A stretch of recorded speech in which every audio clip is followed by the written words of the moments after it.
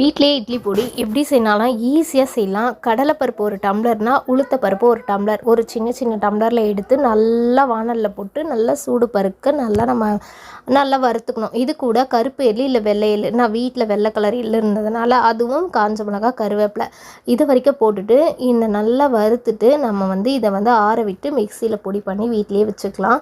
உங்களுக்கு நரன்னு வேணும்னா நரன்னு பொடி பண்ணிக்கலாம். நம்ம கருவேப்பிலை சேர்க்கும் போது கொஞ்சம் கலர் சேஞ்ச் ஆகிடும். ஏன்னா நம்ம கருவேப்பிலை சாப்பிட்டா தான் முடிக்கு நல்லது. அதை நம்ம இது போல் ஏதாவது பவுடராக ரெடி பண்ணிக்கணும். இப்போ நீங்கள் முருங்கைக்கீரை கூட இதில் போட்டு பவுடராக ரெடி பண்ணி நம்ம எடுத்துக்கலாம். எந்த ஒரு பொருளாக இருந்தாலும் வீட்டில் ரெடி பண்ணி வச்சுக்கும் போது அது நமக்கு நேச்சராகவே நமக்கு தெரியும் இது எத்தனை மாதம் யூஸ் பண்ணணும், எப்படி இருக்கும்னு. பேக்கடு ஐட்டம்ஸ் எதுவுமே நான் வாங்கவே மாட்டேன். நான் இதில் வாங்கணுன்னா ஒரே ஒரு மிளகா இருக்கு இல்லையா, ரெட்டு மிளகாத்தூள் மட்டும்தான் வாங்குவேன்.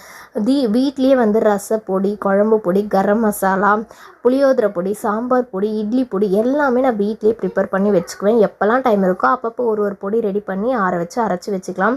பெப்பர் தூள், ரசத்தூள்லாம் ரொம்ப சிம்பிள். எங்கள் வீடியோவில் நீங்கள் போய் பார்த்தீங்கன்னா நான் அதெல்லாம் போட்டிருப்பேன். உங்களுக்கு கண்டிப்பாக யூஸ்ஃபுல்லாக இருக்கும். ஸோ இது தோசைக்கு, இட்லி எல்லாம் ரொம்ப நல்லாயிருக்கும். நல்லெண்ணெய் ஊற்றி நம்ம சாப்பிட்லாம். ஸோ கிட்ஸுக்குமே இது ரொம்ப பிடிக்கும். காரம் கம்மியாக அரைச்சிங்கன்னா கிட்ஸுக்கு நிறைய நம்ம கொடுக்க முடியும். நான் ஒரு 2 மிளகாய் எக்ஸ்ட்ரா வச்சு அரைச்சிருக்கேன். ஸோ சூப்பராக இருந்தது. ட்ரை பண்ணி பாருங்கள், உங்களுக்கு பிடிக்கும்.